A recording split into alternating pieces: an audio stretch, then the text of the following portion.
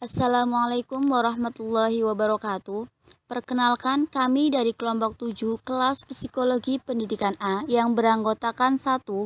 Rahima Sefi Alista NIM 2620041, 2. Nailul Hidayati NIM 2620043, 3. Ayu Hisbaini NIM 2620049, dan yang keempat yaitu Sakinah Turofikoh NIM 2620051.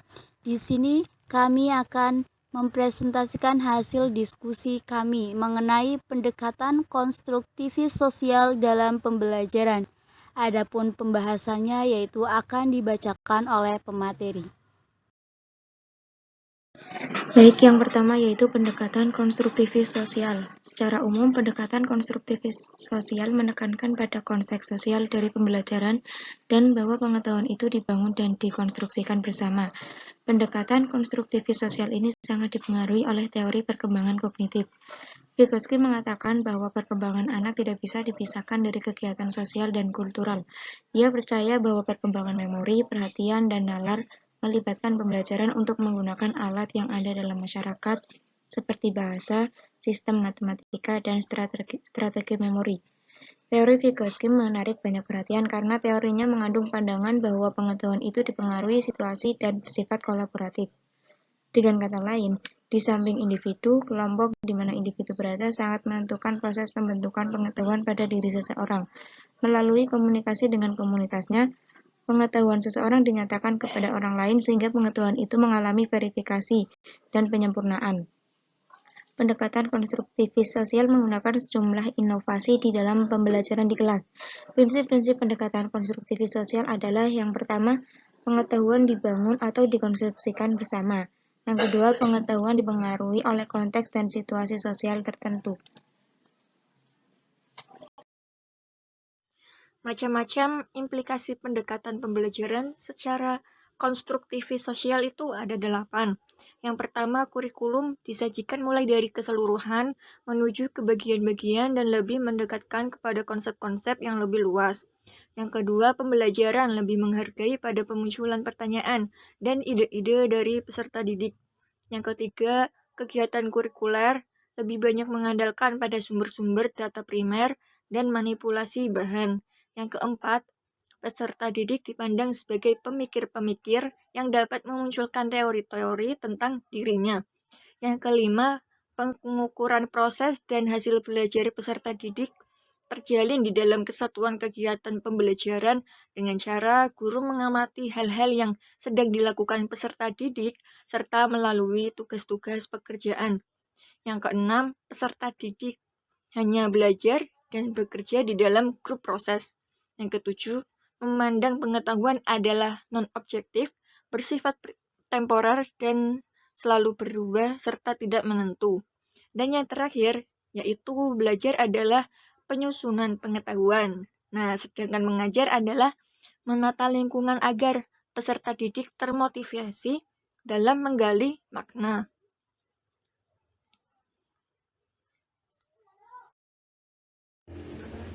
Baik, kita lanjut pada hakikat pendekatan konstruktivis sosial.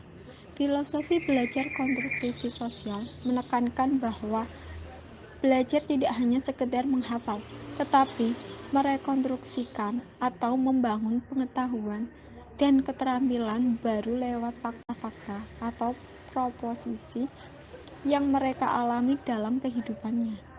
Konstruktivis sosial berdasar bahwa siswa membangun pengetahuan di dalam konteks pengetahuan sendiri.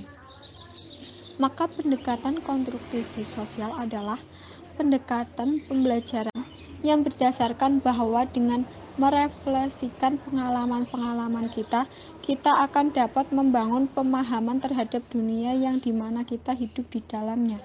Yang terpenting dalam teori konstruktivis sosial adalah bahwa dalam proses pembelajaran, siswalah yang harus mendapatkan penekanan. Merekalah yang harus aktif mengembangkan pengetahuan mereka. Mereka yang harus bertanggung jawab terhadap hasil belajar. Penekanan belajar siswa secara aktif ini perlu dikembangkan. Kreativitas dan keaktifan siswa akan membantu mereka untuk berdiri sendiri dalam kehidupan kognitif siswa.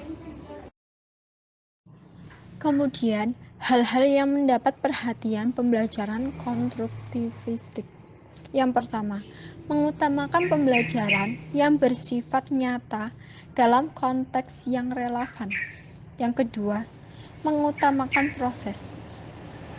Yang ketiga, menanamkan pembelajaran dalam konteks pengalaman sosial.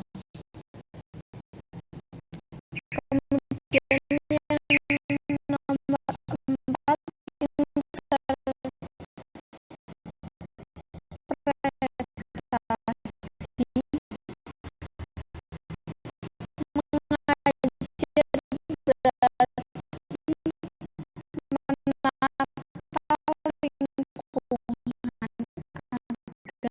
si belajar termotivasi dalam menggali makna serta menghargai ketidakmenentuan. Atas dasar ini, maka si belajar akan memiliki pemahaman yang berbeda terhadap pengetahuan tergantung pada pengalamannya dan perspektif yang dipakai dalam menginterpretasikannya. Cukup sekian dari kelompok kami. Terima kasih. Wabillahi taufiq wal hidayah. Wassalamualaikum warahmatullahi wabarakatuh.